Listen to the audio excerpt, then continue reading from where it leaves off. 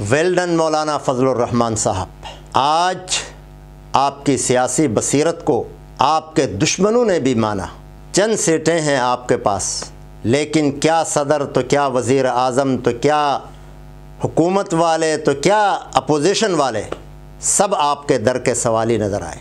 علماء دیوبند کے سروں کے تاج ہیں آپ نے علماء کا سر فخر سے بلند فرمایا، اور آپ کے لیے شیخ الاسلام مفتی اعظم پاکستان مفتی تقی عثمانی صاحب نے جو ریمارکس آپ کے بارے میں لکھے ہیں، آپ اس کے لیے انتہائی موزوں ہیں، اور آپ ہی اس کے تعریف کے قابل ہیں۔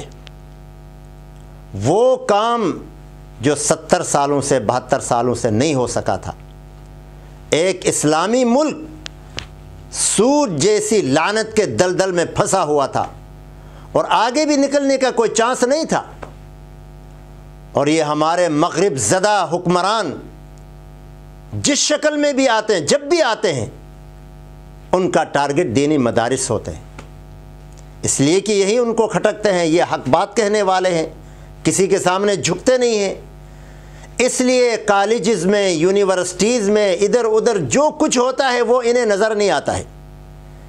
یہ لوگ آ کر ڈائریکٹ مدارس کے اوپر ہاتھ ڈالتے ہیں، کبھی ان کے بیرونی طلباء کے پیچھے لگ جاتے ہیں، کبھی اندرونی طلباء کی رجسٹریشن کے چکروں میں لگ جاتے ہیں، کبھی کچھ اور کبھی کچھ، یعنی مختلف قسم کی رکاوٹیں سامنے لاتے ہیں اور چاہتے ہیں کہ یہ مدارس بند ہو جائیں اپنے بیرونی آقاؤں کی خوشی کے لیے۔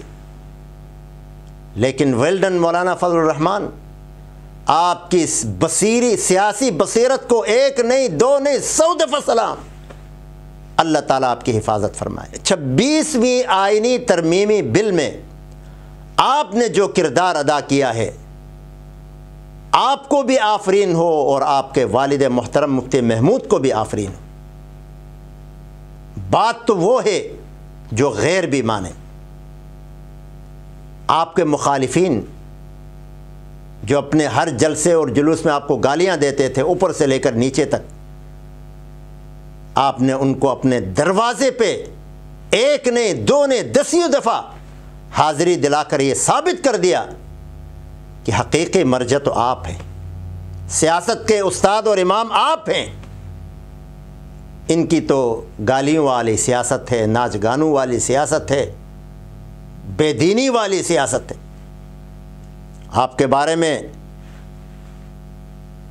حامد میر نے کیا خوب تجزیہ پیش کیا ہے، فرمایا کہ 26ویں آئینی ترمیمی بل کا مسودہ مولانا کے قدموں میں رکھ دیا گیا ہے، اور پوری ملکی سیاست با ادب دست بستہ مولانا کے سامنے کھڑی ہو کر اشارے آبرو کے منتظر ہے۔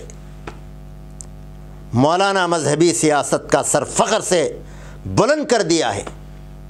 مولانا نے مذہبی سیاست کا سر فخر سے بلند کر دیا ہے۔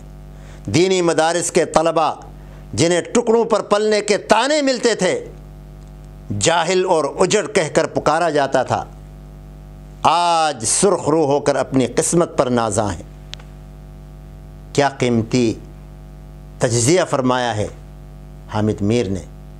اور آج کل ہر سیاسی رہنما ہو، مذہبی رہنما ہو، جس میں مولانا استاد صاحب جو ہے جامعۃ الرشید کا مفتی عبد الرحیم صاحب نے بڑے اچھے الفاظ میں آپ کو خوش آمدید کہا ہے، آپ کو سراہا ہے۔ الحمدللہ کل جو آئینی ترمیم منظور ہوئی ہے، میں حضرت مولانا فضل الرحمان صاحب قائد جمعیت، ان کی جماعت کو، ان تمام لوگوں کو مبارکباد دیتا ہوں جنہوں نے اس کو منظور کروایا۔ یہ بہت بڑا کام ہوا ہے، اس میں خاص طور پہ سود کے حوالے سے کہ اس کی تاریخ طے ہوگی، یہ 2028 تک سود کو ختم کرنے کی پابند ہوگی، تو یہ بہت بڑی پیش رفت ہے۔ اور مدارس کے لیے جو آپ نے خدمات انجام دی ہیں، آج تک تو آپ دفاع کرتے تھے، اور آج الحمدللہ آپ نے محافظ بن کر مدارس کے تحفظ کے لیے جو قوانین بنائے،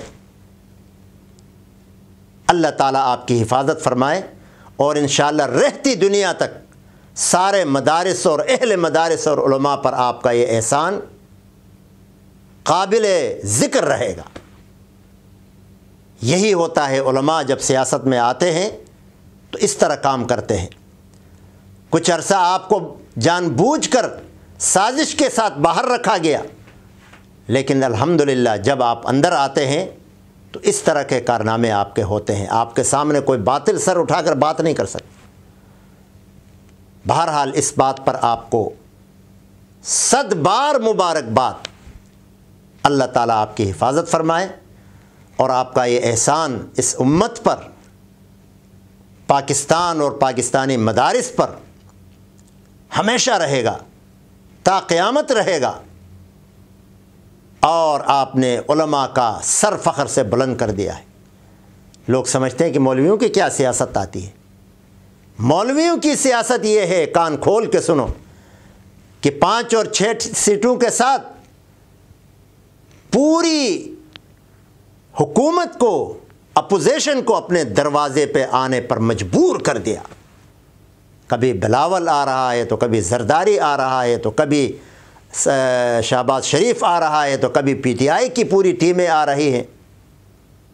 بہرحال اللہ تعالیٰ آپ کی حفاظت فرمائے۔